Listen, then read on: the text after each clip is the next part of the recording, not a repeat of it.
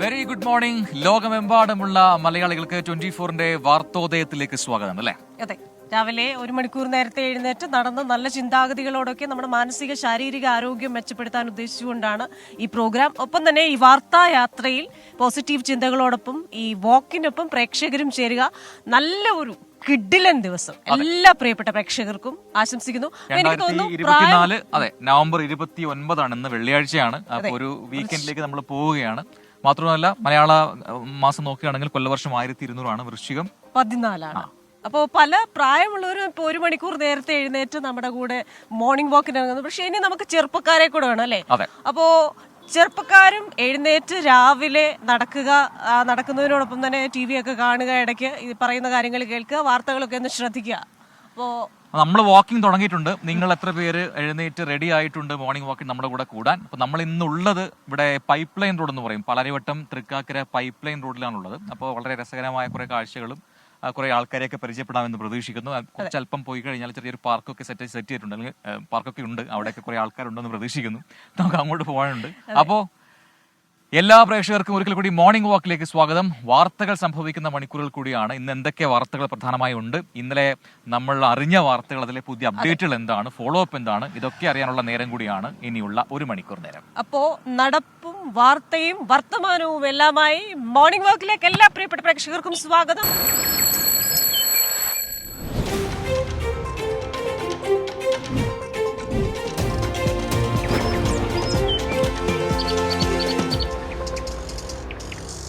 Yes, അപ്പോ morning walk തുടരല്ലേ? നമ്മൾ റെഡിയാണ്, നമ്മളെ വാക്കിംഗ് തുടരുന്നു. അപ്പോൾ പ്രേക്ഷകർ, എഴുന്നേറ്റ് വരുന്ന പ്രേക്ഷകരുണ്ട്. അപ്പൊ അവർക്കെല്ലാം വാർത്തകൾ അറിയാം, വിശേഷങ്ങൾ അറിയാം. നമുക്ക് ആദ്യ വാർത്തയിലേക്ക് കടന്നല്ലോ. അതെ, ആദ്യത്തെ വാർത്ത തന്നെ അത്ര നല്ല വാർത്തയല്ല. കാരണം കഴിഞ്ഞ ദിവസം കുട്ടമ്പുഴയിൽ കാണാതായ 3 സ്ത്രീകൾക്കായുള്ള തെരച്ചിൽ ഇപ്പോഴും തുടർന്നുകൊണ്ടിരിക്കുകയാണ്. വനമേഖലയാണ്. അവിടെ വെളിച്ചക്കുറവുണ്ട്, അതുപോലെ തന്നെ കാട്ടാനകളുടെ ശല്യമുണ്ട്, മറ്റു മൃഗങ്ങളുടെ ശല്യമുണ്ട്. അതുകൊണ്ട് തന്നെ ആ തെരച്ചിലിന് ചില പരിമിതികൾ കൂടിയുണ്ട്. അതെ, എബിൻ ജോസ് തൊടുപുഴയിൽ നിന്ന് തത്സമയ വിവരങ്ങളുമായി ചേരുന്നത്. എബിൻ, എന്താണ് നിലവിലെ നമുക്ക് തരുന്ന അപ്ഡേറ്റുകൾ, ലഭിക്കുന്ന അപ്ഡേറ്റുകൾ? ആരൊക്കെയാണ് ഇപ്പോൾ ഈ തെരച്ചിലിൽ പങ്കെടുക്കുന്നത്? ഏതെങ്കിലും രീതിയിലുള്ള സൂചനകൾ, ഈ വനത്തിനകത്തേക്ക് ഇവർ പോയ ഇടം, അല്ലെങ്കിൽ അത് എവിടെയാണുള്ളത്, എങ്ങനെയാണ് ഇവരെ ലൊക്കേറ്റ് ചെയ്യാൻ ശ്രമിക്കുന്നത് അധികൃതർ?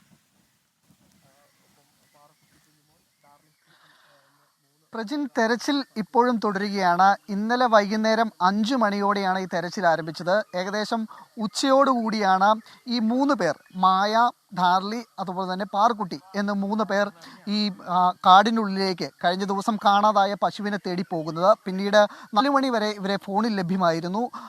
അവർ ആ വീട്ടിലുള്ള ആളുകളുമായി ഫോണിൽ ബന്ധപ്പെട്ടതാണ്. പിന്നീടാണ് ഇവരെ ഫോണിൽ ലഭ്യമായില്ല. അതിനുശേഷമാണ് വനംവകുപ്പ് ഉദ്യോഗസ്ഥരുടെയും അതുപോലെ തന്നെ അഗ്നിരക്ഷാസേന, പോലീസ്, അതോടെ നാട്ടുകാർ ചേർന്ന് തെരച്ചിൽ ആരംഭിച്ചത്. പക്ഷേ ഇന്നലെ 4 സംഘങ്ങളായിരുന്നു തെരച്ചിൽ നടത്തിയത്. പക്ഷേ അവരെ കണ്ടെത്താൻ കഴിഞ്ഞില്ല. ഒടുവിൽ 2 സംഘങ്ങൾ തിരിച്ചു വരികയും ഇപ്പോൾ 15 പേരും 8 പേരും അടങ്ങുന്ന 2 സംഘങ്ങളാണ് തെരച്ചിൽ നടത്തുന്നത്. പുലർച്ചെ വെട്ടം വീണ് കഴിഞ്ഞു കഴിഞ്ഞാൽ ഉടൻ തന്നെ കൂടുതൽ ആളുകളെ എത്തിച്ച് തെരച്ചിൽ ആരംഭിക്കാനുള്ള നടപടി സ്വീകരിച്ചിട്ടുണ്ട്. അതല്ലെങ്കിൽ വെളിച്ചം വീഴുമ്പോൾ സ്വാഭാവികമായിരിക്കും ഇതിൽ ഒരാൾക്ക് കാടിനുള്ളിലെ വഴികളൊക്കെ അറിയാവുന്നതാണ്. തിരിച്ച് അവർക്ക് സുരക്ഷിത സ്ഥലത്തേക്ക് എത്തിച്ചേരുവാൻ സാധിക്കുമെന്നുള്ള പ്രതീക്ഷയും ഇവിടുത്തെ ആളുകൾ പങ്കുവയ്ക്കുന്നുണ്ട്. ഇപ്പോൾ നമുക്ക് കുട്ടമ്പുഴ പഞ്ചായത്തിലെ മെമ്പറായ അദ്ദേഹം നമ്മളോടൊപ്പം ചേരുന്നുണ്ട്. ഇപ്പോൾ നിലവിൽ എത്ര സംഘങ്ങൾ തെരച്ചിൽ നടത്തുന്നുണ്ട് അവിടെ?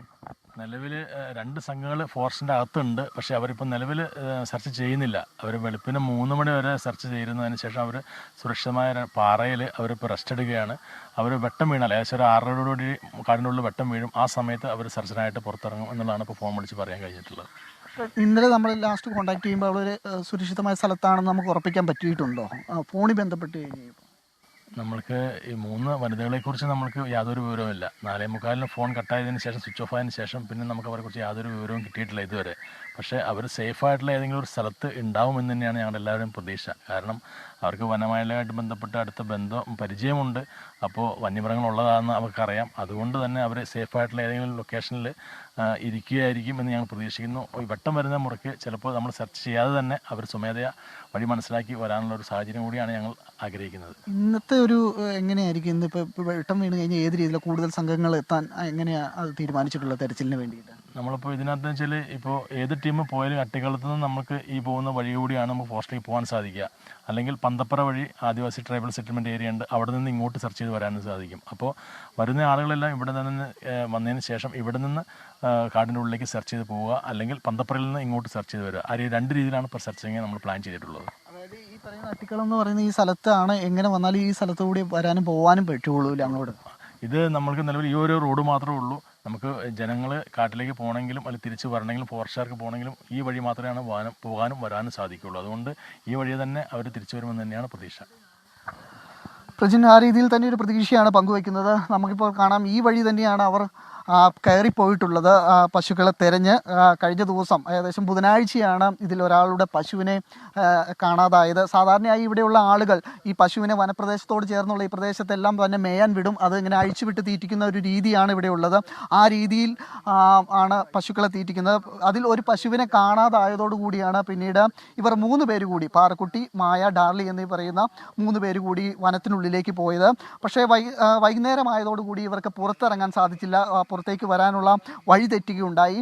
അതിനുശേഷം അവരുടെ കയ്യിൽ ഫോൺ ഉണ്ടായിരുന്നു. ഫോണിൽ വീട്ടുകാരുമായി ബന്ധപ്പെടുന്നുണ്ട്. അവർ ഇങ്ങനെ ഞങ്ങൾക്ക് വഴി തെറ്റി, കൃത്യമായി പുറത്തേക്ക് വരാൻ സാധിക്കുന്നില്ല എന്നുള്ള കാര്യങ്ങൾ പറഞ്ഞു കൊടുക്കുന്നുണ്ട്. പക്ഷേ ഇവിടെ പുറത്തുള്ള ആളുകൾ, അവരുടെ ബന്ധുക്കളായ ആളുകൾ, വഴി അറിയാവുന്ന ആളുകൾ പറഞ്ഞു കൊടുക്കുന്നുണ്ട്. പക്ഷേ അവർക്ക് കൃത്യമായി ലൊക്കേറ്റ് ചെയ്യാൻ പറ്റില്ല, ദിശ മനസ്സിലാവുന്നില്ല എന്നുള്ള അവർ പറഞ്ഞിരുന്നു. പിന്നീട് ഇരുട്ട് വീണതോടുകൂടി ഇവരെ ഫോണിൽ ബന്ധപ്പെടാൻ സാധിക്കാത്ത ഒരു സാഹചര്യം വന്നു. അതോടുകൂടിയാണ് കൂടുതൽ ഫോറസ്റ്റ് ഉദ്യോഗസ്ഥരും പോലീസും അതുപോലെ തന്നെ നാട്ടുകാരും ചേർന്ന് RRT സംഘമൊക്കെ ഉണ്ട്, അവർ ചേർന്ന് പരിശോധന തുടർന്നത്. പക്ഷേ ഇവിടെ ഒരു പ്രതിസന്ധിയായിട്ട് ഇന്നലെ രാത്രി ഉണ്ടായത്, കാടിനുള്ളിലേക്ക് കയറുമ്പോൾ സ്വാഭാവികമായും കനത്ത ഇരുട്ടാണ് ഈ പ്രദേശത്ത്.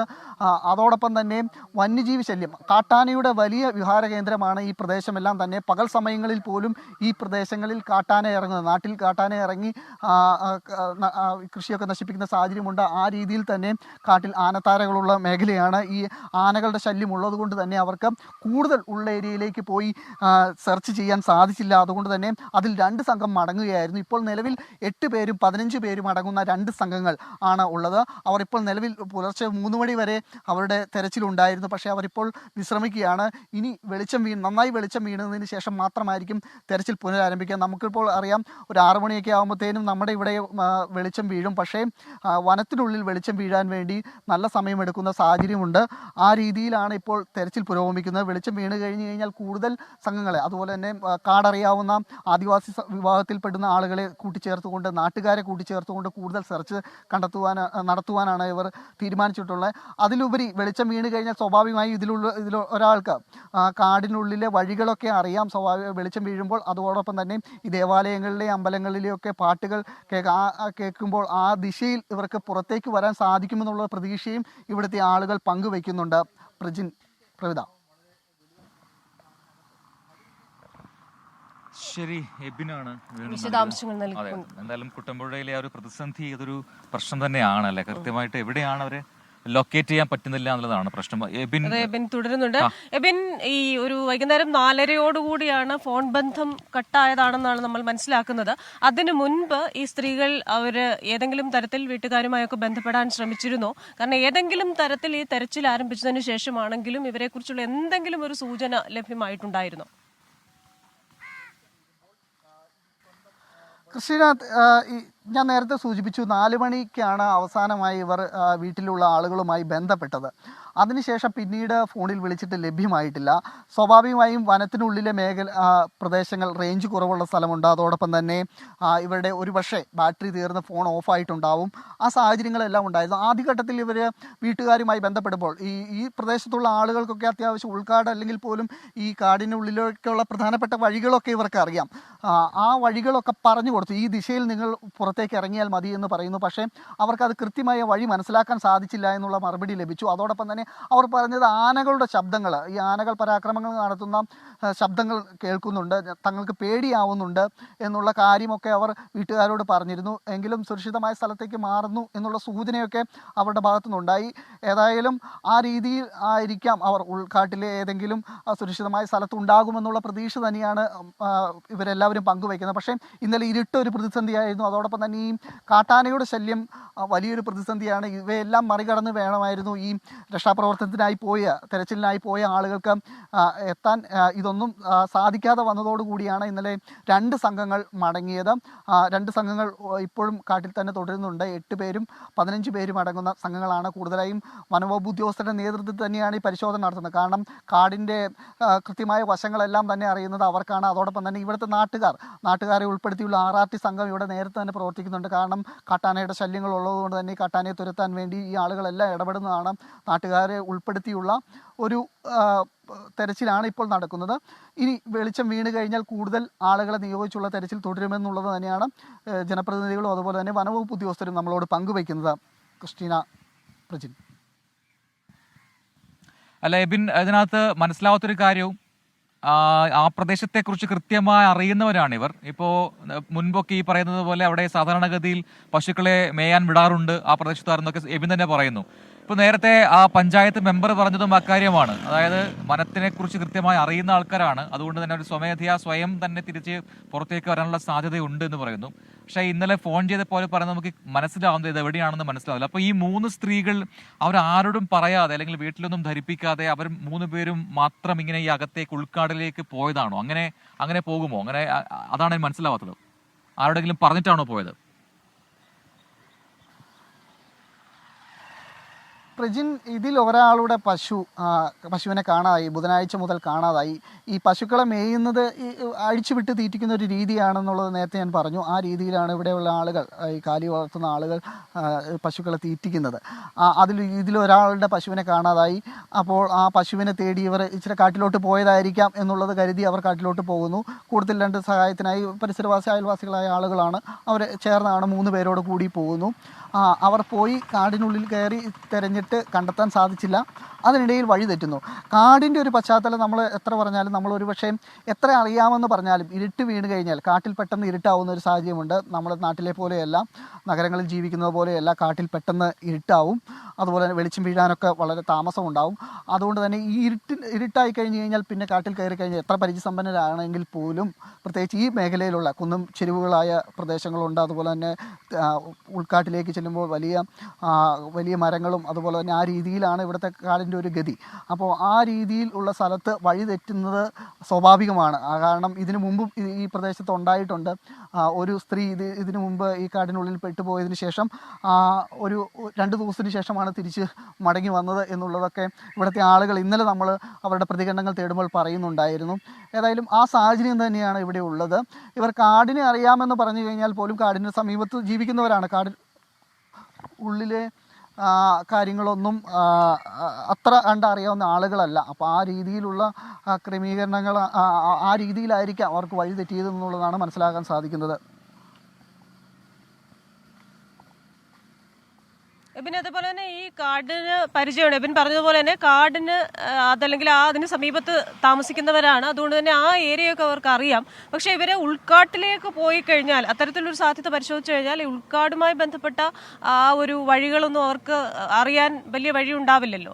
അപ്പോൾ ഇന്ന് പരിശോധന നടത്തുമ്പോൾ ഏതൊക്കെ മേഖലകൾ കേന്ദ്രീകരിച്ചായിരിക്കും ഈ പരിശോധന നടക്കുക?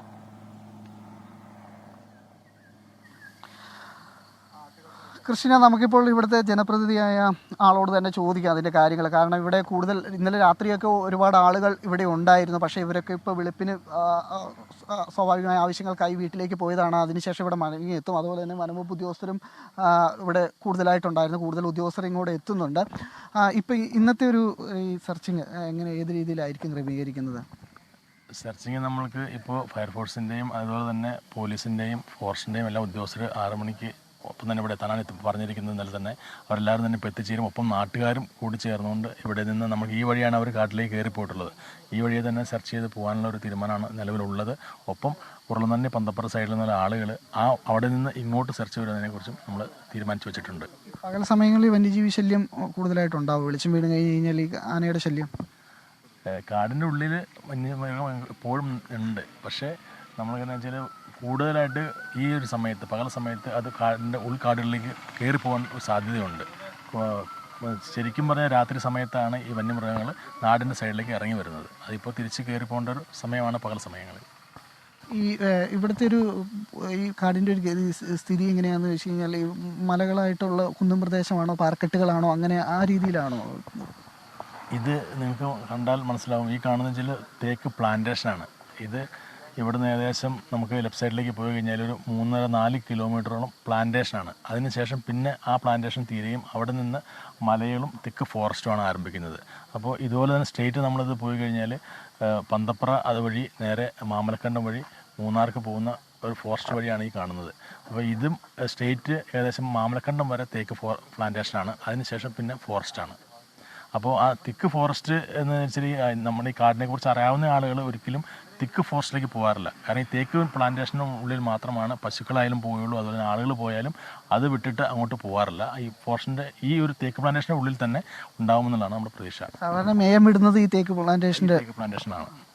അതാണെങ്കിലും വഴിതെറ്റാനുള്ള ഒരു സാഹചര്യം ഉണ്ടല്ലേ അവിടെയൊക്കെ പോയി കഴിഞ്ഞാലും? തേക്ക് പ്ലാന്റേഷനിൽ പോയാൽ തന്നെയും ഇതും വിസ്തൃതമായിട്ട് കിടക്കുകയാണല്ലോ. ഹെക്ടർ കണക്കിന് ഇത് കിടക്കുന്നതുകൊണ്ട് വെച്ചാൽ അവിടെ വഴിതെറ്റി പോകാനുള്ള സാഹചര്യങ്ങൾ ഒരുപാടുണ്ട്. അപ്പോൾ ഇന്നലെ വൈകിട്ട് വഴിതെറ്റി പോയിട്ടാണ് നമുക്ക് കിട്ടിയ ഇൻഫർമേഷൻ. അവർ ഫോൺ വിളിച്ച് സംസാരിച്ചത് തന്നെയാണ്. 4:45 കൂടിയിട്ട് ഞങ്ങൾ വഴിതെറ്റി കുറച്ച് കൂടുതൽ ദൂരം സഞ്ചരിച്ചിട്ടുണ്ട്.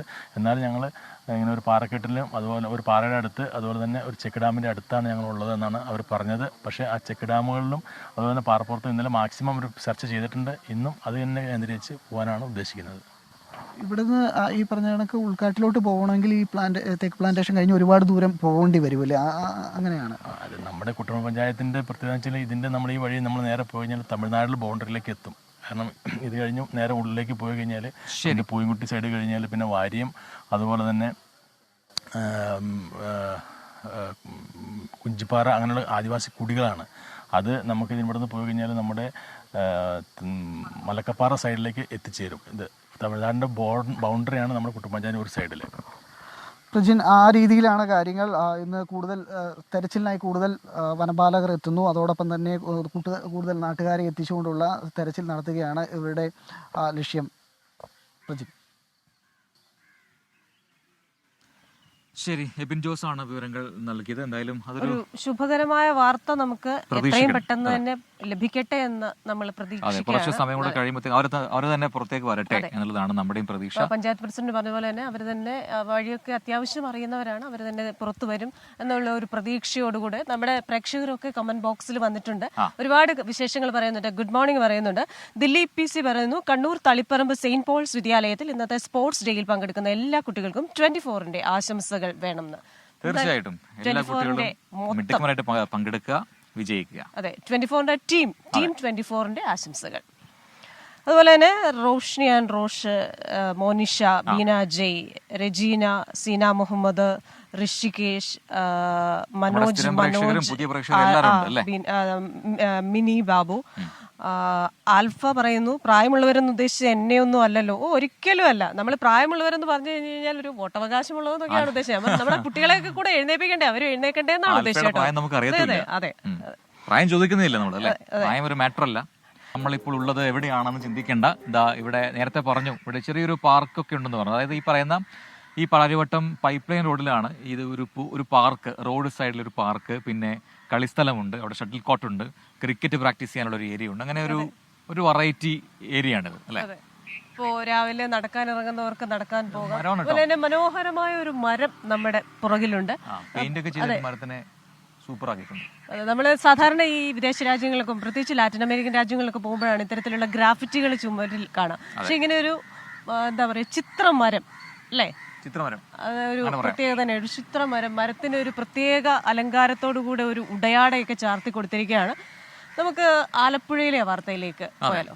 ഇതും ഈ പറയുന്ന നമ്മളെ മനസ്സിനെ അസ്വസ്ഥപ്പെടുത്തിയ വാർത്ത തന്നെയാണ്. ആലപ്പുഴയിൽ ഈ പറയുന്ന പോലെ ഒരു ഗർഭസ്ഥ ശിശുവിന് അംഗവൈകല്യം ഉണ്ടായ സംഭവം. അപ്പോൾ അതിൽ ഒരു നടപടിയൊക്കെ ആവശ്യപ്പെട്ടുകൊണ്ട് ഇപ്പം പ്രതിഷേധങ്ങളുണ്ടല്ലേ? ഇന്ന് പരിശോധനകൾ അവിടെ നടക്കുന്നുണ്ട്. മനീഷ് മഹിപാലുണ്ട്, വാർത്ത റിപ്പോർട്ട് ചെയ്ത മനീഷാണ്.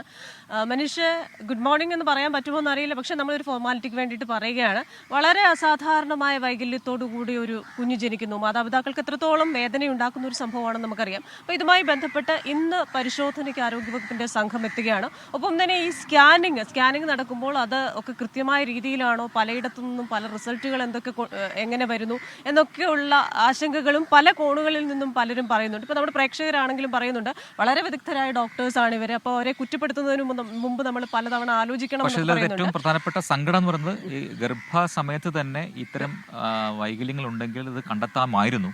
പക്ഷെ അത് ഈ സ്കാനിങ്ങിൽ കണ്ടെത്തിയിട്ടില്ല. അതാണ് ഈ പരാതിക്കിടയാക്കിയ സംഭവം. അപ്പോൾ അതിലാണ് ഇപ്പോൾ ഒരു നടപടിയിലേക്ക് കാര്യങ്ങൾ പോകുന്നത്. വലിയ പ്രതിഷേധങ്ങൾ കോൺഗ്രസും മുസ്ലിം ലീഗും അവിടെ ഉയർത്തുന്നുമുണ്ട്. മനീഷ, അപ്പോൾ ഇന്നത്തെ ഒരു പരിശോധന, ഇന്ന് ഈ വാർത്തയുമായി ബന്ധപ്പെട്ട് എന്തൊക്കെയുള്ള തുടർചലനങ്ങൾ ഉണ്ടാവും?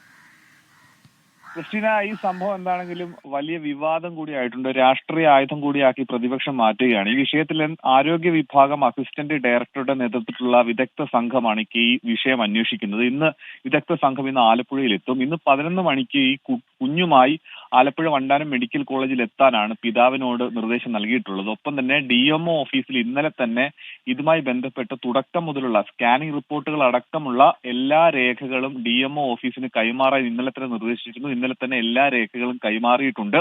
നിലവിൽ DMO ഇന്നലെ വൈകിട്ട് ഇത് സംബന്ധിച്ച പ്രാഥമിക റിപ്പോർട്ട് ആരോഗ്യ വിഭാഗം ഡയറക്ടർക്ക് കൈമാറിയിട്ടുണ്ട്. പ്രാഥമിക റിപ്പോർട്ടിലെ വിവരം ഇങ്ങനെയാണെന്നാണ് നമ്മുടെ സൂചന. അതായത് ഡോക്ടർമാരുടെ ഭാഗത്ത് പിഴ വല്ലത് 20-25 വർഷത്തോളം സേവനമുള്ള ഡോക്ടർമാരാണ് ഡോക്ടർ പുഷ്പയും ഷേർലിയും. ഈ തെറ്റിദ്ധാരണജനകമായിട്ടുള്ള അല്ലെങ്കിൽ ആ രീതിയിലുള്ള പിഴവ് സംഭവിച്ച റിപ്പോർട്ട്, സ്കാനിംഗ് റിപ്പോർട്ട് ലാബുകളിൽ നിന്ന് ലഭിച്ചത് അത് ഒരിക്കലും ഡോക്ടർമാരുടെ പിഴവല്ല. ആ റിപ്പോർട്ടിന് അനുസൃതമായിട്ടാണ് അവർ ചികിത്സ നൽകുന്നതും മറ്റു കാര്യങ്ങളും എന്നുള്ള ഒരു വാദം അല്ലെങ്കിൽ അത്തരത്തിലുള്ള റിപ്പോർട്ട് കൂടിയാണ്, പ്രാഥമിക റിപ്പോർട്ടാണ് ആലപ്പുഴ DMO ജമുന വർഗീസ് ആരോഗ്യ വിഭാഗം ഡയറക്ടർക്ക് കൈമാറിയിട്ടുള്ളത്. എന്നാൽ മറ്റൊരു വാദം ഈ വിഷയത്തിൽ ഇപ്പോൾ ഈ ലാബുകൾ സ്വീകരിക്കുന്നുണ്ട്. ലാബുകളുടെ ഉത്തരവാദിത്വം ഇത്തരത്തിലുള്ള പരിശോധന എന്ത് ആണ് ഡോക്ടർ കുറിച്ചു തരുന്നത്, അതിന്റെ പരിശോധനാ ഫലം അറിയിക്കുക മാത്രമാണ്. ആ പരിശോധനാ ഫലം കണ്ട് അത് മനസ്സിലാക്കേണ്ട ഉത്തരവാദിത്വം ഏത് ഡോക്ടറാണോ അത് കുറിച്ചു തന്നത് അവർക്കുള്ള ഉത്തരവാദിത്തമാണ്, ആ ഡോക്ടറുടെ ഉത്തരവാദിത്തമാണ്. അത് റേഡിയോളജിസ്റ്റിന്റെ ഉത്തരവാദിത്തമല്ല എന്നുള്ളൊരു വാദമാണ് ലാബുകൾ ഈ സമയത്ത് ഉയർത്തുന്നത്.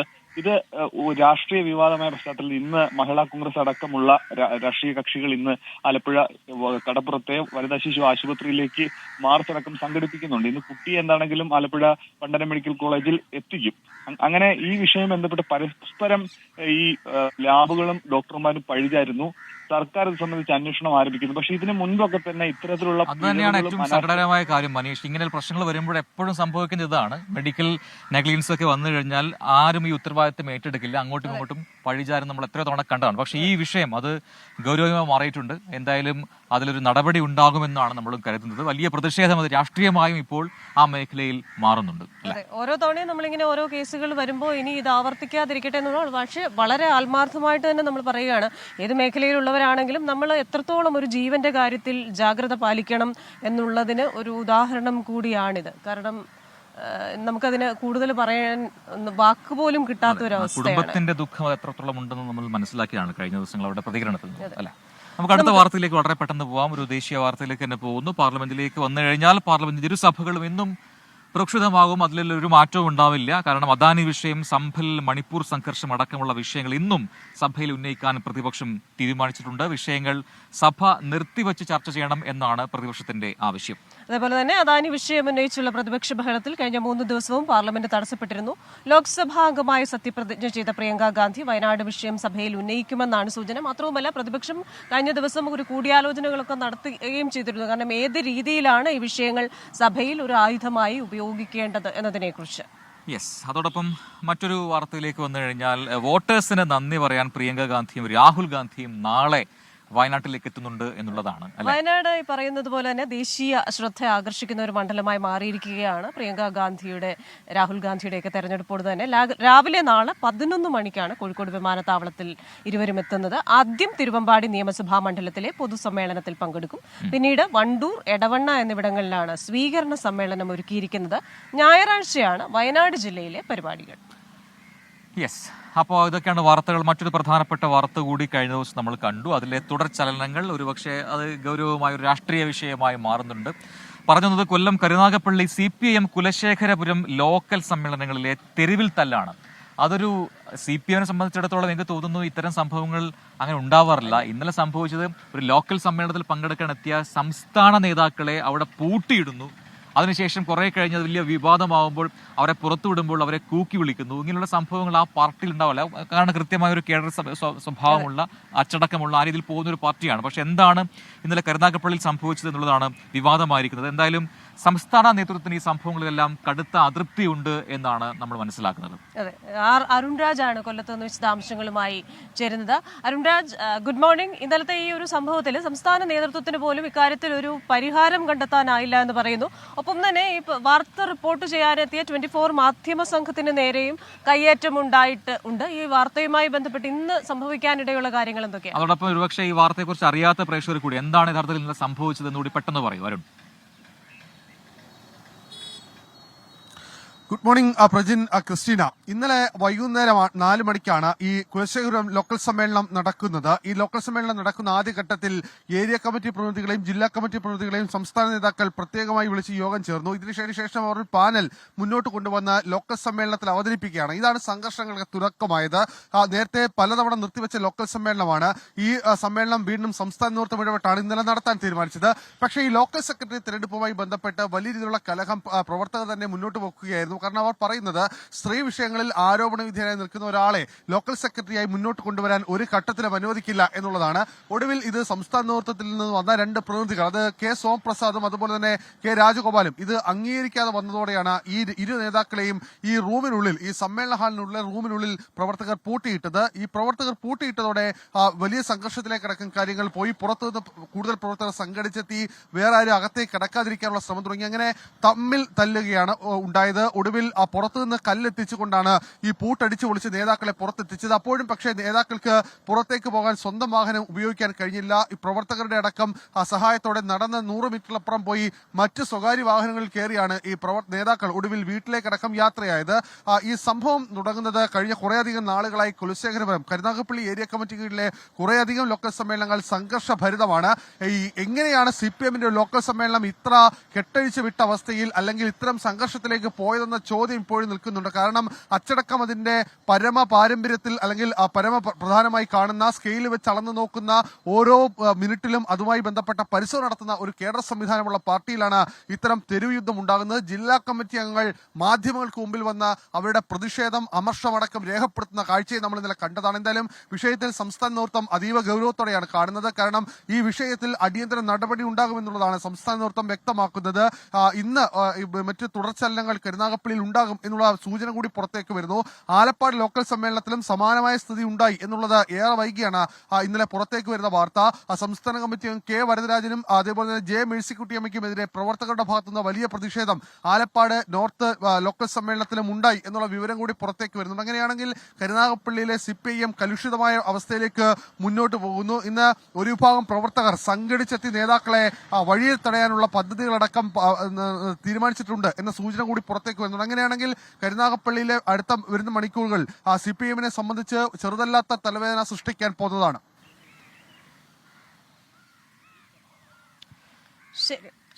അരുൺരാജാണ് കൊല്ലത്ത് നിന്ന് വിശദാംശങ്ങൾ നൽകിയത്. നമ്മുടെ ആ തെരച്ചിൽ വാർത്തയിൽ വനമന്ത്രി AK ശശീന്ദ്രൻ 24-നോട് ചില കാര്യങ്ങൾ പറഞ്ഞിട്ടുണ്ട്. ഒന്ന്, 6 മണി മുതൽ തെരച്ചിൽ ശക്തമാക്കി നമ്മൾ ആദ്യം തന്നെ എത്തിച്ച വാർത്തയായിരുന്നു. ഇക്കാര്യത്തിൽ തെരച്ചിൽ ഊർജിതമാക്കാൻ മന്ത്രിയുടെ ഭാഗത്തു നിന്നൊരു നിർദ്ദേശം നൽകിയിട്ടുണ്ട് എന്ന വാർത്ത കൂടി വരുന്നുണ്ട്.